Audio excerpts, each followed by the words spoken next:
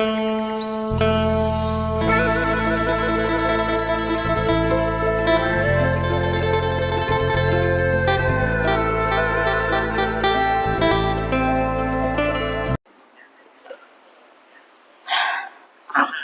้องเนาะเปิดคลิปเปิดภาพมาพอกันอีกคือเก่าเด้อพ่อแม่พี่น้องเนาะห่างหายไปโดนนานพอสมควรพ่อแม่พี่น้องเลยเนาะก่อนอื่นกราบทักทายสบายดีสบายดีสวัสดีพ่อแม่พี่น้องกันเบิดสุขสุขคนพ่อแม่พี่น้องเนาะว่าสิเป็นพี่น้องฝั่งไทยฝั่งลาวหรือทางต่างประเทศก็ยินดีต้อนรับเข้าสู่ช่องของบ้านเนินบ้านนาอีกแล้วพ่อแม่พี่น้องเนาะทางบ้านเนินก็หายหน้าหายตาไปโดนนานพอสมควรพ่อแม่พี่น้องเรื่องที่จากบ่ได้ลงคลิปพ่อแม่พี่น้องเนาะก็บ่ค่อยมีเวลาค่อยมีโอกาสลงคลิปพ่อแม่พี่น้องเนาะจังไดก็ต้องกราบขอโทษขออภัยหลายๆอันนี้ก็เลยมีโอกาสมาลงคลิปพ่อแม่พี่น้องก็มาพ้อกันตอนดึกๆพ่อแม่พี่น้องเนาะหลังจากที่เลิกเวียกเลิกงานมาก็สิมากินข้าวพ่อแม่พี่น้องนี่เนาะกับข้าวของมื้อนี้พี่น้องก็เป็นข้าวเหนียวพ่อแม่พี่น้องเนาะข้าวเหนียวทอดไข่พ่อแม่พี่น้องเนาะก็มีตำข้าวปุ้นน้ำพ่อแม่พี่น้องมาพ่อแม่พี่น้องกินข้าวน้ำบ้านเนี่ยเด้อพ่อแม่พี่น้องเนาะก็หลังจากที่เลิกเวียกเลิกงานมาก็ทำน้ำยังเร็วก็มาทอดไข่สิกินข้าวพ่อแม่พี่น้องมาข้าวน้ำกันเด้อพ่อแม่พี่น้องเนาะเงินจะเป็นแจ่วพ่อแม่พี่น้องแจ่วเนาะมาเด้อกินข้าวน้ำกันพ่อแม่พี่น้องหมดทุกคนเนาะ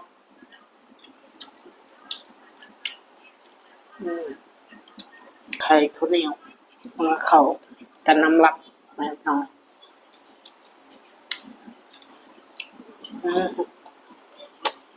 นี่ตำข้าวปุ้นนะพี่น้อง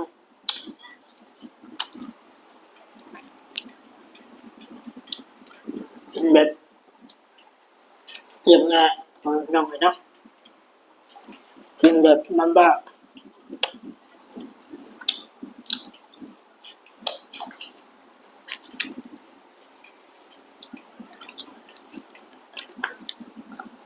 นี่แหละพี่น้องเนาะการ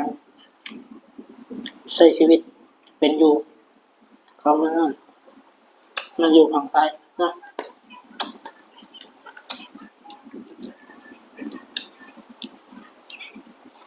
ก็สกินประมาณนี้พี่น้องกินลายแล้วคือประมาณนี้เจ็บเนาะเพราะว่า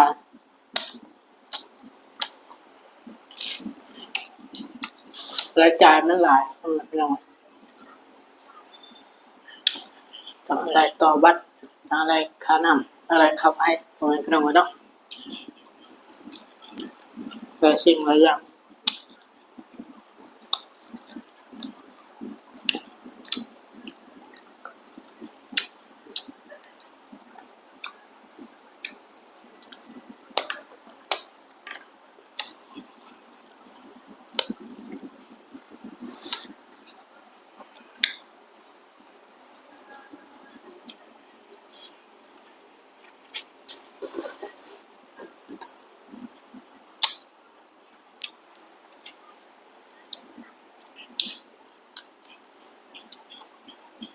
แล้วใช้กระตุกเลยพ่อน้อง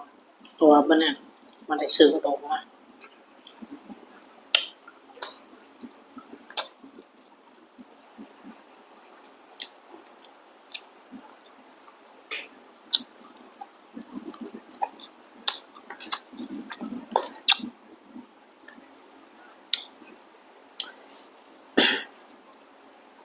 กินกับสิบประหยัดไงลองเนาะถามบอกประหยัดเอากับมันเจ็บ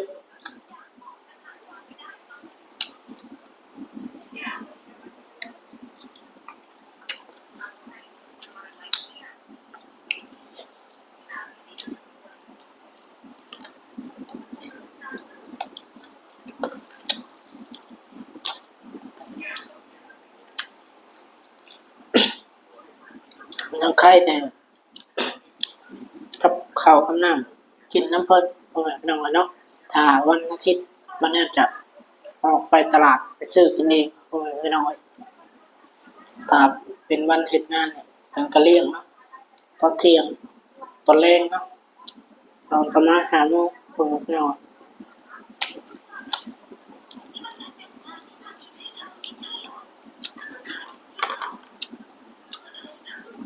ถ้าวันอาทิตย์นี่เนาะ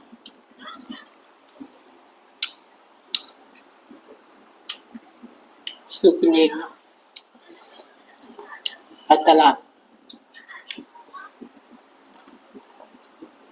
ซื้อข้าวมาเองเนาะ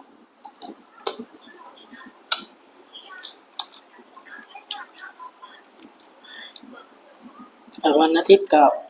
มันหลายแบบน้อยสักพันคนละคนละไปน้อยแล้ว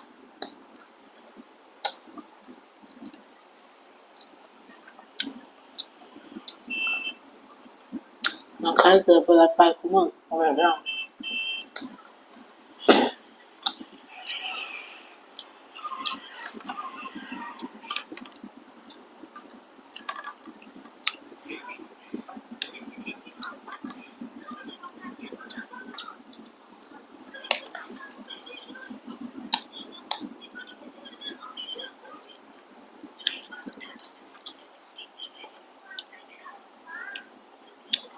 มันเนี่ยกับช่วงนี้กับ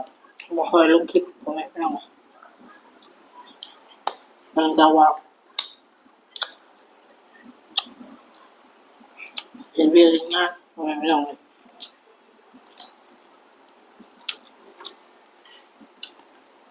ก็เลยบ่ค่อยมีเวลา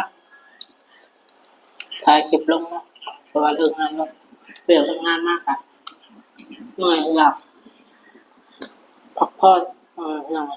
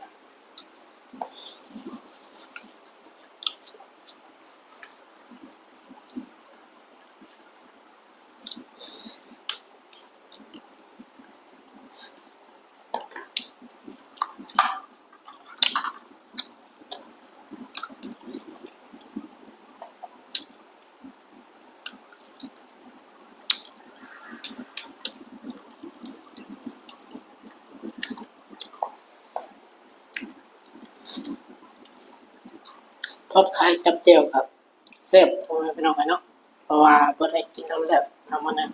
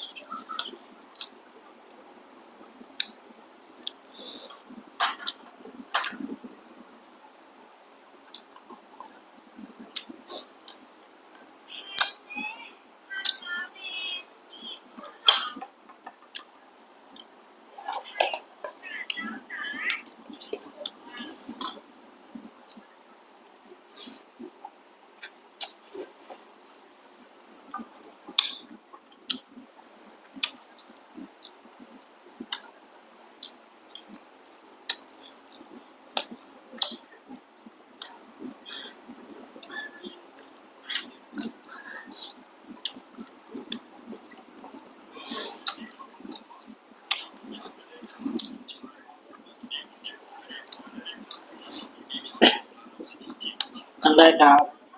ผากมาเด้อพ่อแม่พี่น้องเนาะผากกดไลค์กดแชร์กดติดตามเป็นกำลังใจให้มันแน่ๆพ่อแม่พี่น้องเนาะเพราะว่าตัวนี้ครับทางวันเน็ตกับรอถามรับไปฟิตพ่อแม่พี่น้อง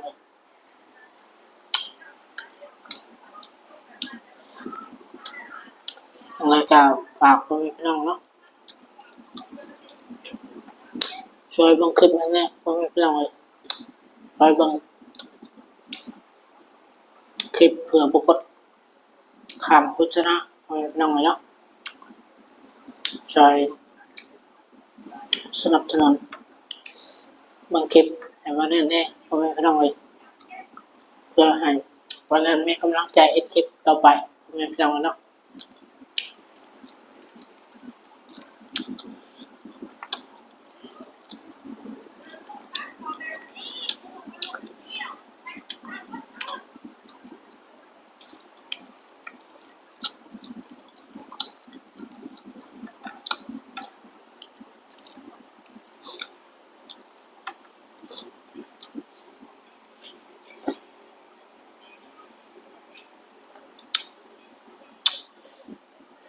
เนิร์ดกับเขากองคนเดียวพ่อแม่พี่น้องเนาะ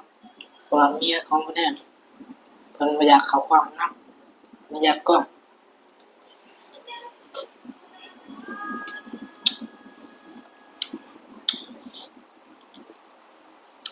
เพิ่นยังบ่เคยเข้ากล้องเนาะขนาดวันนี้ก็สิพยายามให้เพิ่นเข้ากล้องนำ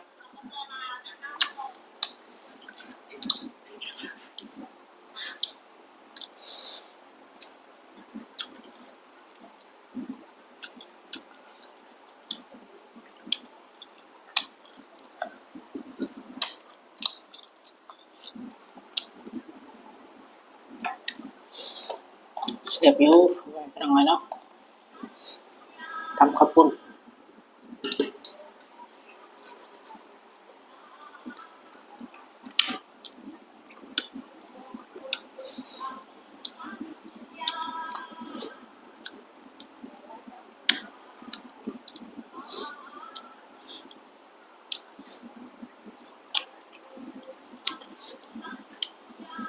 ฝนก็ตกพ่อแม่พี่น้องนี่เนาะวันยาวบางทีวันนั้นเรื่องงานมาปรับปริญญาเนาะ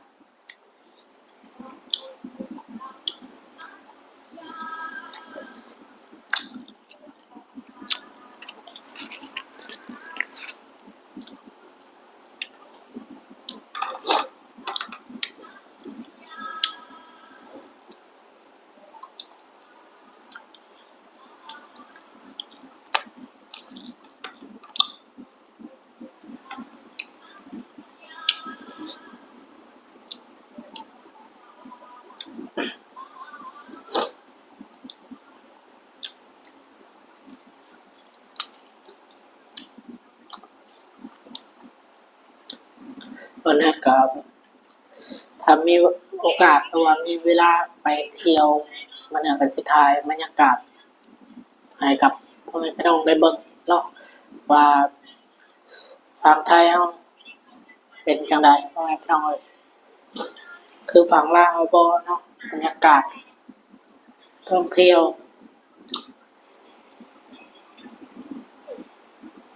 เดี๋ยวมื้อนี้ก็สิถ่ายให้พ่อแม่พี่น้องเบิ่งถ้าว่ามีเวลามีโอกาสเนาะแต่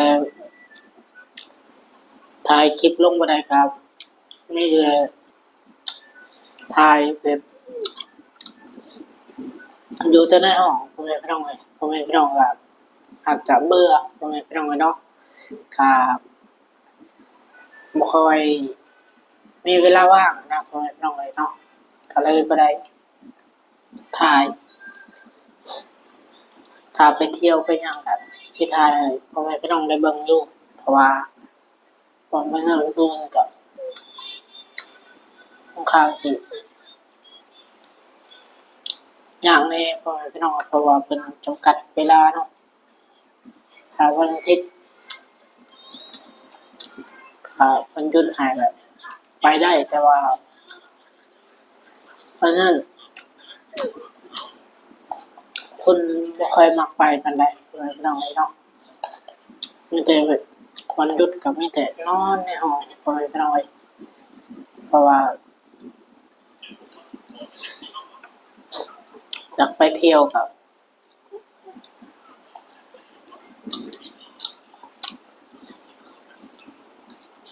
ครับบ่ค่อยได้ไปเพราะไปน้อยเนาะวันหยุดก็จั่งใดเฮาเฮ็ดเวียกเฮ็ดงานมาก็เมื่อยก็อยากพักผ่อนเนาะเพราะว่าวันหยุดเป็นวันหยุดของเฮาว่าซั่นซะ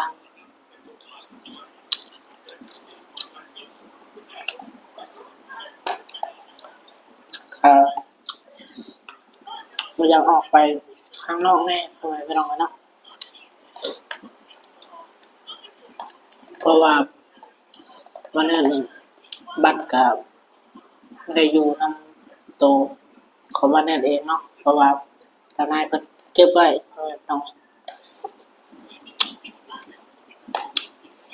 ก็เลยไปกับบ่อยากกล้าไปปานใดเพราะว่าน้อย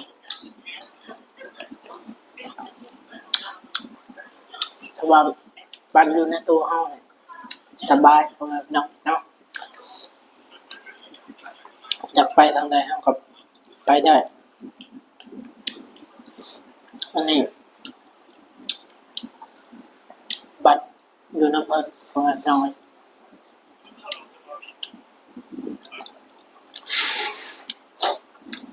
หามันอยากไปก็ต้องข้ามจะยากแน่เนาะเพราะว่าย้านแน่คำว่าเนี่ย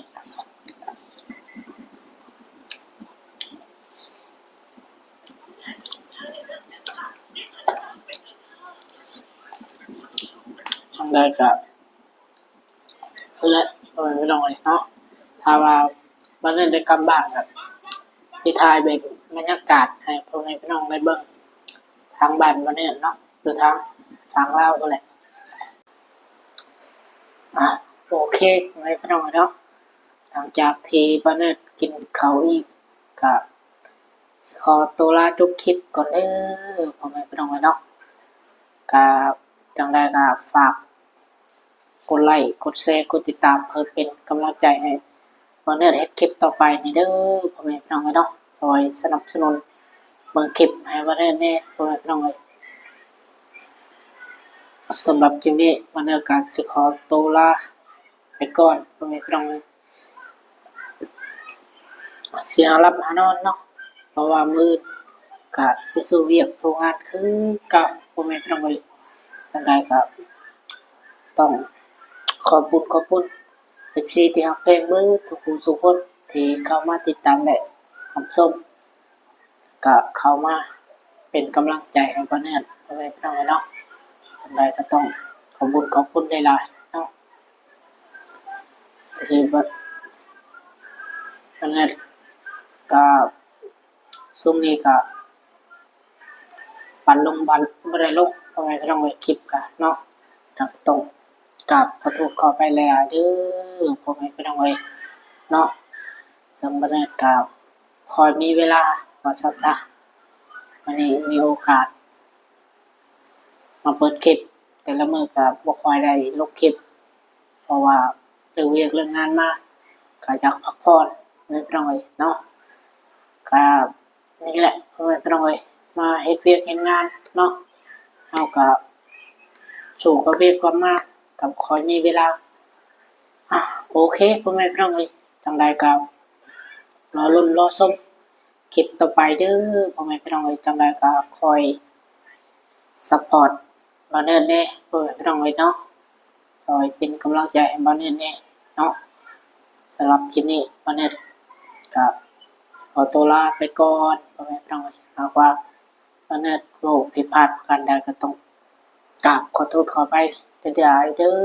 พ่อแม่พี่น้องเนาะโอเคพ่อแม่พี่น้องสำหรับคลิปนี้บ่เนิ่นกล่าวคำว่าสบายดีสวัสดี